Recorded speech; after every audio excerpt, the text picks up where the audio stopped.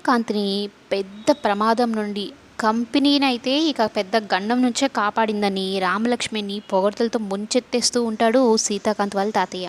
అయితే సీత కూడా రామలక్ష్మిని అడుగుతాడు, అంత పెద్ద కంపెనీ వాళ్ళతో నీకెలా పరిచయం, వాళ్ళు నీకెలా తెలుసు అంటే ఇక మొత్తం జరిగింది చెప్తుంది. ఇక రామలక్ష్మి గురించి సీత వాళ్ళ తాతయ్య సీతతో, రామలక్ష్మి దొరకడం నిజంగా నీ అదృష్టంరా, పెళ్ళైన తర్వాత మొదటిసారి వచ్చే పుట్టినరోజు ఇది, చాలా గ్రాండ్గా చేయాలి, చాలా స్పెషల్ కూడా నీకనైతే చెప్తూ ఉంటే, ఇంతకీ రామలక్ష్మికి తెలుసా నీ పుట్టినరోజు అని అంటే తెలీదు, నేనే సర్ప్రైజ్ ఇస్తాను నా మనసులో ఉన్న మాటని చెప్పి అని చెప్తాడు. కానీ ఊహించిన విధంగా రామలక్ష్మి సీతాకాంతికి ఒక పెద్ద సర్ప్రైజ్ ఇస్తుంది.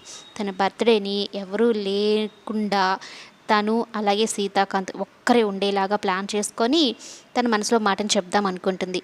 అయితే సీత కూడా అడుగుతాడు, బర్త్డే అంతా బాగానే చేసావు కానీ గిఫ్ట్ ఏం లేదా అంటే, నాకొక్కడికే ఇచ్చేది, నేను జీవితాంతం గుర్తుపెట్టుకునే గిఫ్ట్ అంటే ఈవినింగ్ బర్త్డే ఫంక్షన్లో ఇస్తాను అన్నట్టు చెప్తూ ఉంటుంది.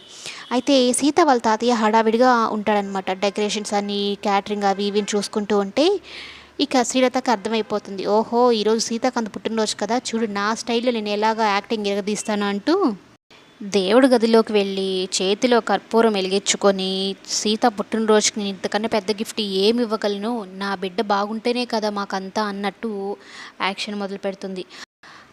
ఆ డ్రామాకి ఇంకాస్త ఆద్యం పోస్తారు సందీప్ శ్రీవల్లి. మరి మొత్తం మీద పుట్టినరోజు వేడుకల్లో ఏం చేయబోతుందో శ్రీలత అనేది కమింగ్ ఎపిసోడ్స్లో